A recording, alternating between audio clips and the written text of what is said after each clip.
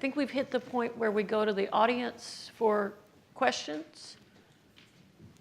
If the audience is not mic'd, should I repeat the questions? Yes. Okay, so the mics are here. I think we have a question here. My name is Li Yang. Thanks for your presentation. Thanks for your presentation. The people within media or journalists or reporter is not trustworthy, or somebody calling fake news by the officials. And it's hard for people to decide really that it's true or not. Because for one thing, journalists, for one thing, is maybe some sort of bias, maybe just some, but not all, but those some affect all the public. And if there is maybe by some sort of stream, by the support or funding, this may be very critical.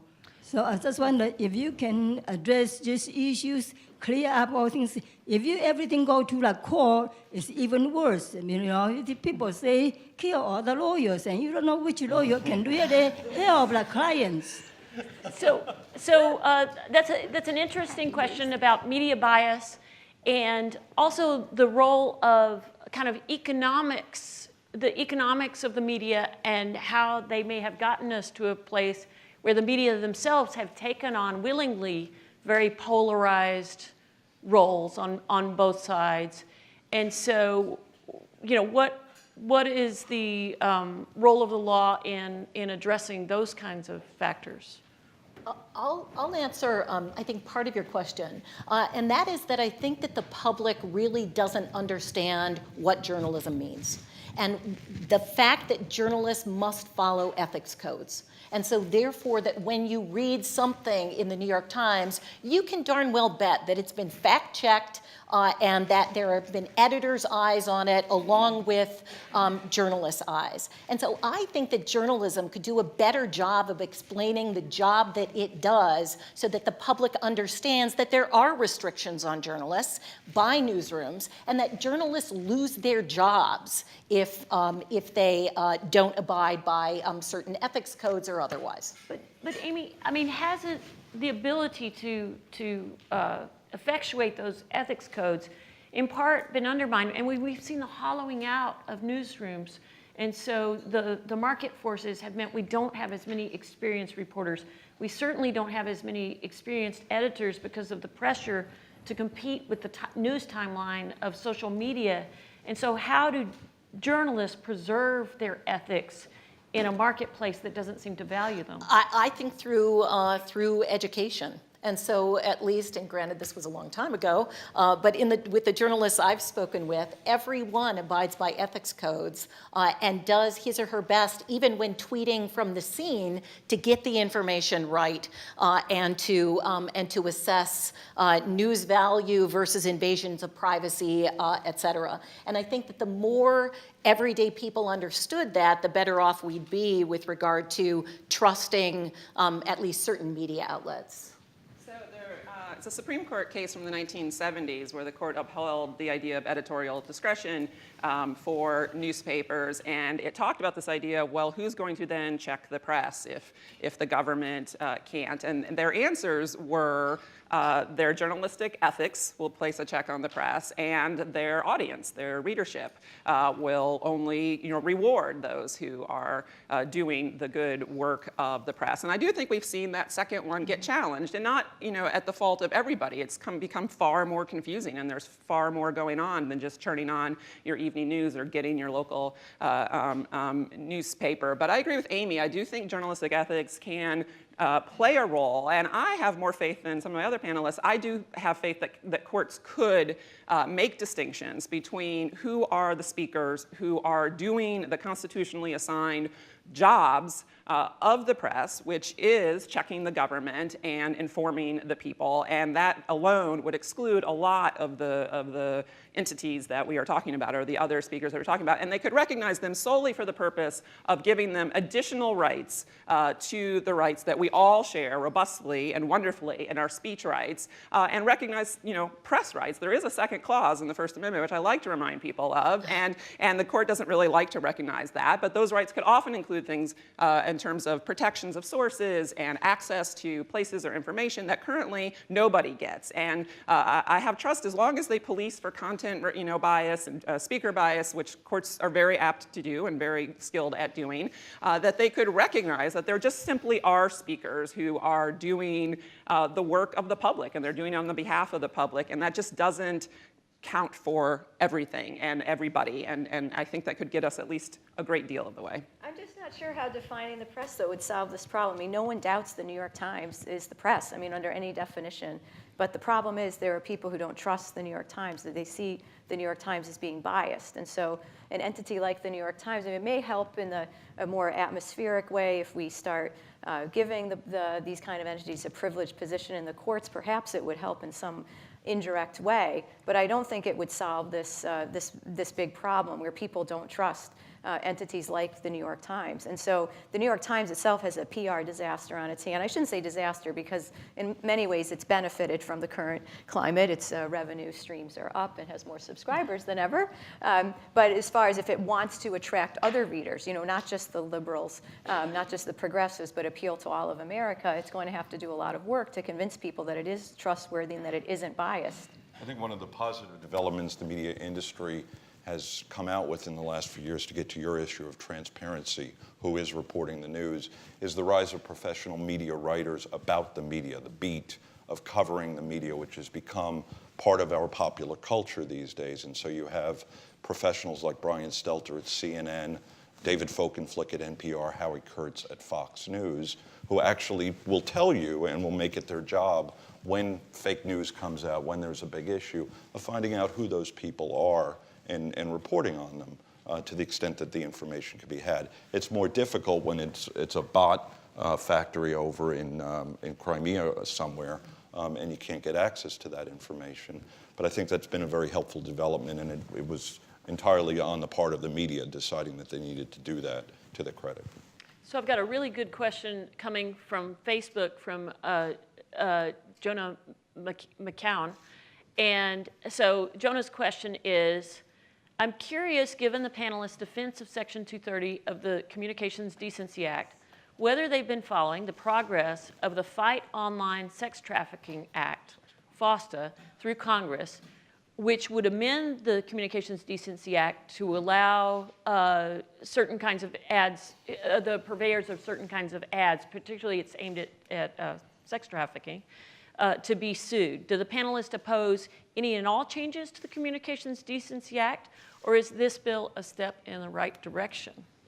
I think maybe it was aimed at me because I don't think Amy was the defender No, I was of in Section fact, 230. yes, I was in fact Yeah, suggesting I that think, it could be yeah. amended in a way that would both protect mainstream media journalism and then also carve out those websites that are designed to inflict emotional harm, to defame or Revenge otherwise. porn. Exactly. The revenge porn The type revenge website. porn websites exist because of CDA Section 230. Yeah, I mean, it's fascinating. I read an article, maybe in the biased media, about how how the platforms abandoned their opposition to this law recently, in the last couple of weeks, in light of the Facebook Cambridge Analytica disaster. They have too many PR nightmares on their hands, and they just didn't want to be dealing with we support sex trafficking, which isn't what the opposition to this bill is about. But who wants to be associated with sex trafficking, or defending a law or opposing a law that would enable it, make it easier to go after sex traffickers? I think the bigger concern for me, as I suppose the defender of Section 230, is that I worry this isn't the end. So we can carve out sex trafficking, and we can debate that, but I guess we're not going to do much more debating because it's going to become law very soon. But my concern is what's next. As soon as you start doing these carve-outs, it could keep going. And I really do fear the chilling effects, because imagine you run a platform, and imagine now you are exposed to liability for everything a third party posts on your website as soon as you're told about it. What are you going to do? You're going to take it down. You're going to take it down right away. And it's going to be really hard for you to do otherwise. I mean, how do you decide whether something is defamatory and actionable, right? Because there are a lot of things you can say about someone that's negative, that they don't like, that casts them in a despicable light. But it may be true. But how do you possibly determine what millions of people are posting, whether it's true and not true? So my concern is that I understand we can point to certain types of things that are really bad. Sex trafficking, bad, right? There are other things, bad. But I'm concerned if we repealed Section 230 in the whole or keep chipping away, we will really suffer the robust marketplace of ideas. And just to be clear, courts are chipping away at it right now, even though we don't have that enacted into law yet. Yeah, so I agree. I think it's unfortunate that this legislation is passed. I think it's damaging. I'm clearly against sex trafficking, against advertising for sex trafficking. You have to say that. You know, Right, you're gonna put that which is one reason why these bills pass is you want to say, That's well, right. okay, you're in favor of right. sex trafficking. No one's in favor of sex trafficking, and in fact, it's clearly I think things need to be done in the law to deal with those issues, no question. What disappointed me was that it was a chip away from Section 230 legislatively, and that could just be the edge of the sword. And once you say, well, we made an exception for sex trafficking, why can't we make an exception for revenge porn? Why don't we make an exception for et cetera, et cetera? And the list becomes long, and the problem is that the upstream effect of that is it's requiring websites to monitor. And so once you say, okay, you've got to monitor all this content, it's more likely that they're just going to say, well, we're just going to stop taking any content that discusses anything that might have certain keywords that might be in a sex trafficking ad. And there's a whole array of debate that's now going to disappear from the public commons because people are now going to be afraid of liability. And some of those discussions might have really beneficial social effects for a lot of different subcultures or people. So I think it's unfortunate. And I couldn't agree more in terms of the effect of a Section 230-less atmosphere. You don't have to look very far because we're the only country in the world that has Section 230.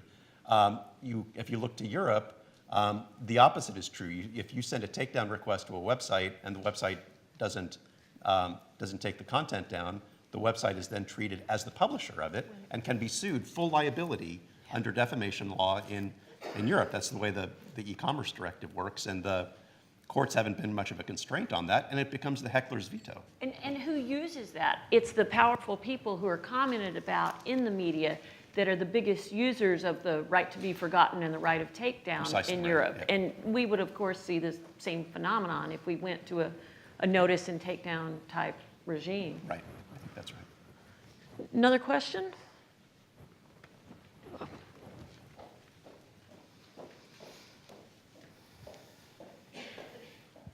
This is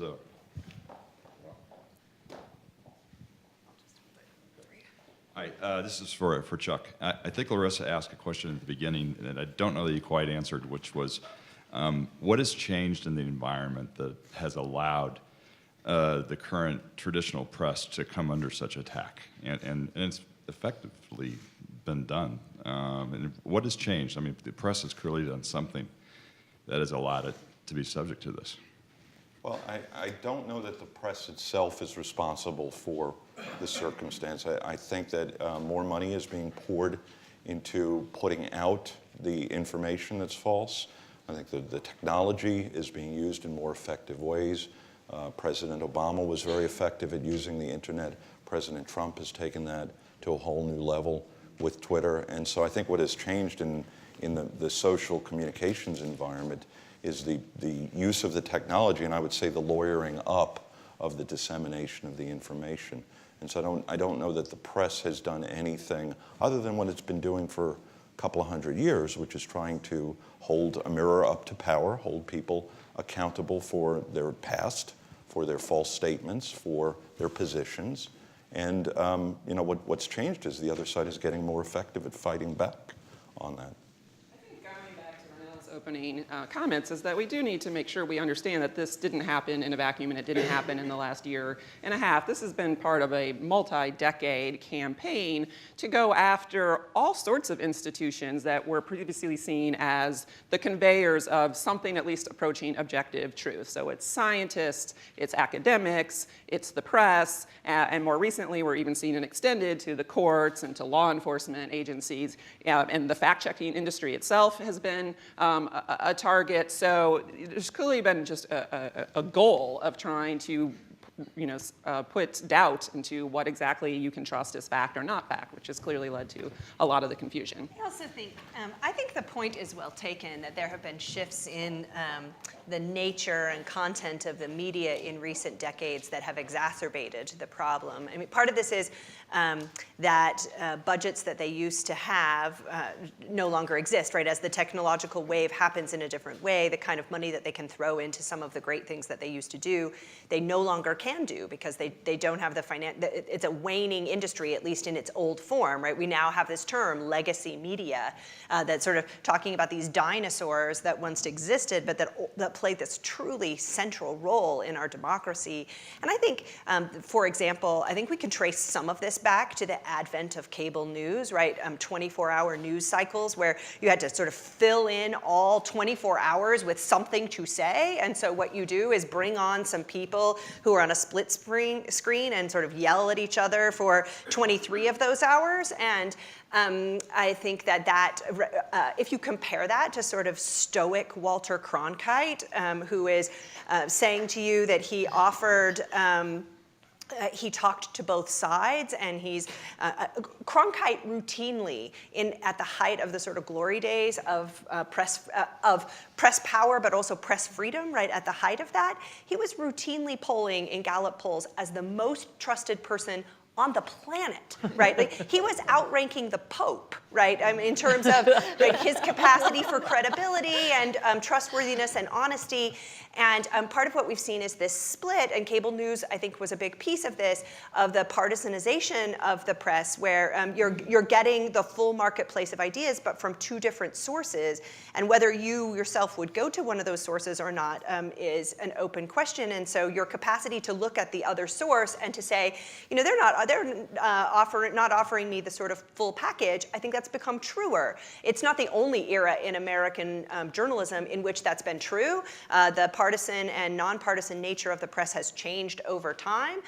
But I think to the extent that as someone who came of age in the 1960s or 70s and then observed the press of today would in fact see something very different, and maybe alarming to them if they were counting on Uncle Walt to do a particular role and are now getting Fox News and MSNBC, they might be thinking that they were getting something that was not just different in degree, but different in kind. But the right, I was in rooms, and many of us were, when the internet was starting to bubble up, when executives in news organizations were trying to decide how to capitalize on it, how to use them as outlets of dissemination.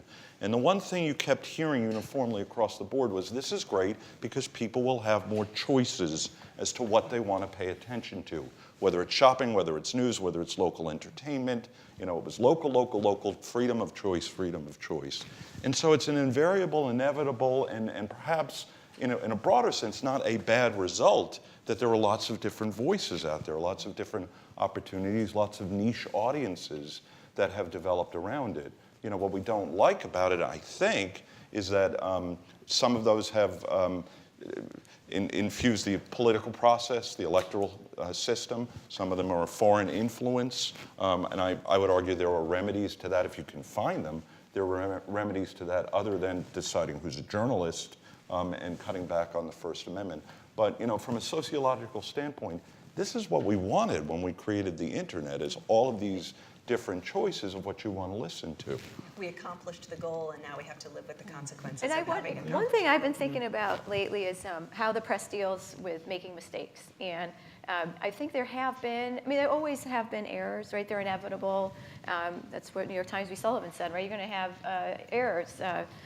It's going to happen, and we need to protect the ones that are intentionally made. But I think we've had some high-profile, really bad reporting, like the Rolling Stone campus rape story. And maybe it's because of not just social media, but the way these kind of corrections are done. The media may be trying to resurrect itself and say, you know, we're really committed to truth, and so we're going to self-flagellate and tell you everything we did wrong. And I think overall that's a positive thing, but it also provides a hook for critics to point to, and that's what I hear when I talk to people who are very hostile to the news. They point to these kinds of incidents as evidence that the papers are biased. And I mean, I just wonder if there's a way that the corrections are filtered through the society that is, I don't want to say this is the reason, but just one of the many, you all have made such amazing points today. Sorry, and we saw that in President Trump's fake news awards, which I'm sure we were all really excited about, and then it ended up being sort of these 10 instances of, you know, where the press did correct themselves, often very minor, and then Russia investigation was just the last one. But yeah, we did see that idea. Although some political scientists whose name escaped me recently published a paper finding that the tendency to actually correct themselves actually makes the public view the press more skeptically than these other organizations that do not correct themselves. So it can have this sort of backlash that's unintended. So I have a question off the internet that's relevant to what Chuck just said. He said, speaking of ads, what do the panelists think about the Honest Ads Act, which is designed for internet ads to have disclosure and so that, you know, the audience can evaluate what the impetus behind those ads is and who's funding it and that sort of thing. So do you all have opinions on that? So I think it's a good effort, as long as it's sort of looking at a level playing field and disclosure on online ads. It's sort of on par with what you see on broadcast ads. It's an effort to say, well, let's have more speech rather than less speech. I haven't really thought about constitutionally how it fits in with sort of the online world and the test that, you know, was established in Reno versus ACLU, if it were challenged, which will be an interesting question. But I think that the effort certainly makes sense to say, look, let's have more disclosure. And that's a nice alternative to saying, well, let's just stop this from happening. Let's censor this particular speech. Instead of that, let's have disclosure about where it comes from. The problem you run into, and the clashes in political speech, political advertising, and the balance between disclosure versus the right to be anonymous, the right to support a cause or a candidate without fear of retribution. And there's a lot of Supreme Court law on that. And so both in campaign finance issues and with disclosure in advertising, you have to balance out that issue. I haven't heard much about the Fairness Doctrine that was abolished some years ago. Should that be brought back? Was it a good thing? Would it be a good thing now? That's That's that's Kurt. It's everybody's pointing to you, Kurt. Oh, well, thank you. Thanks very much. I really appreciate it. The problem with the Fairness Doctrine from a First Amendment perspective was it sort of puts you in the position of being forced to undertake speech. Maybe we should explain. So the Fairness Doctrine was a broadcasting regulation that had two elements. One, it required broadcasters to cover controversial issues of public importance. And the second was that if you did cover controversial issues of public importance, which was an important term of art, then you had to provide access to your airwaves for the other side to discuss that if you didn't discuss it in your own speech. And so it was the basis for a lot of campaigns, like the campaign that ultimately led to cigarette advertising being taken off the air, started with a Fairness Doctrine campaign that said every time you run a cigarette ad, which is essentially a controversial issue of public importance, you have to air an anti-smoking ad. So it really was a situation with broadcasting media because of the so-called sort of limited First Amendment status of broadcast licensees, because they have a license from the government to use scarce public airwaves. And I think the reason that it doesn't make sense in the current environment is because there is so much diversity and so little scarcity in terms of public opinions being expressed, that I would think it'd be a nightmare to try to bring it back. But that's just my opinion. I'd be interested in other views. I mean, the other issue is, so when broadcast license come up for renewal, then you start examining how fairly issues were covered, but you have to have a government official looking at how fairly issues are covered, and would that determination be even-handed in the current environment? Well, and the other thing to remember when you're thinking about government-issued broadcast licenses is President Nixon came after the Washington Post using as a lever their broadcast licenses, which were subject to challenge by these fake public interest groups that were created in Florida. So the whole issue of how regulation works is kind of a dicey one for First Amendment purposes. I might point out that it seems Walter Cronkite posted. Hang on, one second. I might point out that Walter Cronkite seemed to base his entire program on the Fairness Doctrine and became the most trusted person in the world. Well, it's one thing for a person to take on that ideal and try to effectuate that ideal through media ethics and media standards and trying to reinforce it in other journalists through those kinds of ethics and standards. And, you know, it's a different thing to have the government, you know, scrutinizing it. And he did so in an era in which the sum total of the press to which we were exposed was 3 television stations and a daily newspaper in our community, right? So when you think about the change of the media landscape in terms of contributions to the marketplace of ideas and sources of press coverage, right? It's a trickle as compared to this fire hose. And I think that cuts, as Chuck was saying earlier, in 2 really different directions in terms of the law and norms. And it may be no accident of history that I think it was 1974, right, on the waning days of the Nixon era, that the U.S. Supreme Court rendered a decision. Sonja alluded to it. It's called Tornillo versus the Miami Herald. It was a statute in Florida that was a right of reply statute, that if a newspaper took an editorial position about a candidate, the opposite candidate at a certain point before the election had an absolute right to that newspaper running its opinion. And the Supreme Court struck the statute and essentially said, for better or worse, what goes into the content of a newspaper is for editors, is for journalists to decide, and nobody can have the courts or the Congress enforce that on a journalist. And I think, you know, if you buy into that principle and you really believe it, there is no justification for a fairness doctrine under the Constitution. We have time for one more super quick question right here. Oh, maybe next. Talk about it after the That's panel. honest. I'd like to bring it up. You're focused on the printed word. So far, you've been focused on the printed word and the government. Mm-hmm. The young woman at YouTube, the young Iranian woman who just killed herself and others, was speaking about another generation that uses video with corporate control. And I wondered if it's too soon to start talking about that level, the next generation, what's coming at us all, as much change as has been from the 70s. I mean, I really don't think it is too soon because of how many young, not just young readers, how many people are going first to social media through their news, and including sites like YouTube. And so I don't think it's at all too soon. And, you know, I think that's part of Sonja's work has alluded to what happens when those platforms don't have the same set of journalistic standards, journalistic norms, and yet they play the status or role that traditionally have been played by legacy media. Can we get a question from over here? Oh, sure. One more question from over here.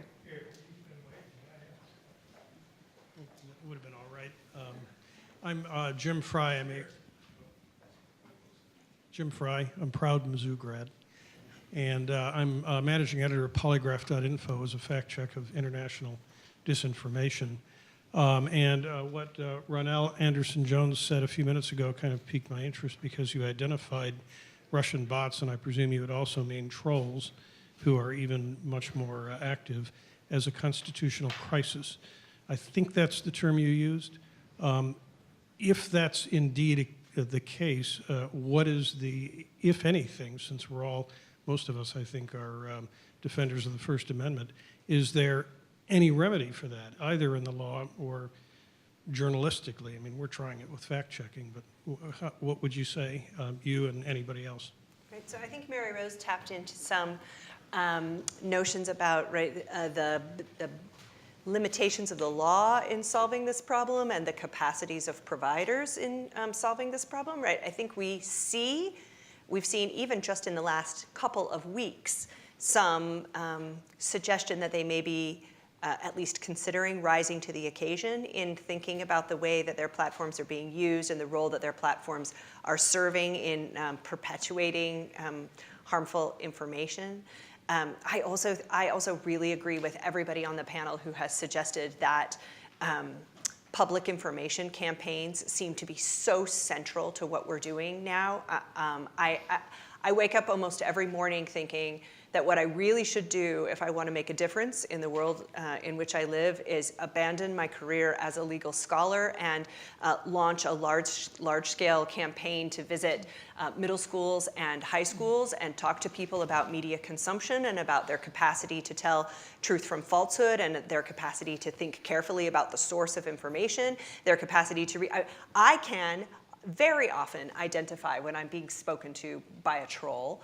I'm not totally sure that my daughter's 7th grade classmates can do so. And I think that's a really important aspect of the sort of interworkings of constitutional, I'm not talking about constitutional doctrine, I'm talking about constitutional norms, right? The norms of the way that we speak to each other in a democracy and the ways that we filter information and disinformation. And it seems to me like it's going to be really critical, firstly, that we all stop referring to things as fake news and come up with more accurate terms for what those things are, and also that we equip our citizenry, and particularly the next generation of our citizenry, with the kinds of tools that they need to know who are trusted filters of information and who are providers who are fact-checking that information so that they can operate appropriately. So with that, we have to wrap up, and we're going to go to break, and I hope you will join us back at 10:45 for our next panel. Thank you.